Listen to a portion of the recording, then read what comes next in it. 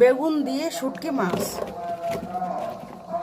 বেগুন দিয়ে শুটকি মাছ, বেগুন আলু পেঁয়াজ আর টমেটো প্রথমে কেটে নিব এবং ধুয়ে নিব। রসুন বাটা দিব, আদা বাটা দিব, লবণ দিব, হলুদের গুঁড়া দিব, মরিচের গুঁড়া দিব, তেজপাতা দিব, তেল দিব, পুঁটি মাছের শুটকি দিব। এই যে শুটকি মাছ, এগুলো পুঁটি মাছের শুটকি দিয়ে একসাথে মাখাবো এইভাবে।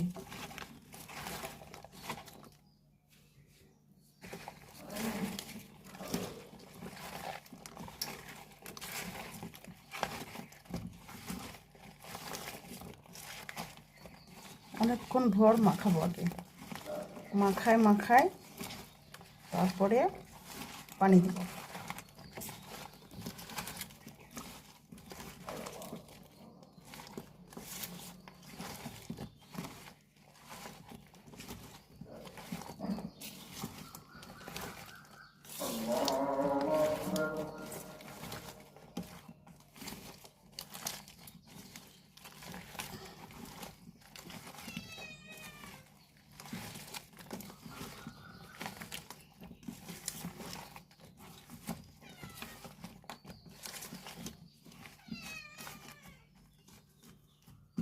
এখন একটু পানি দিব, এই যে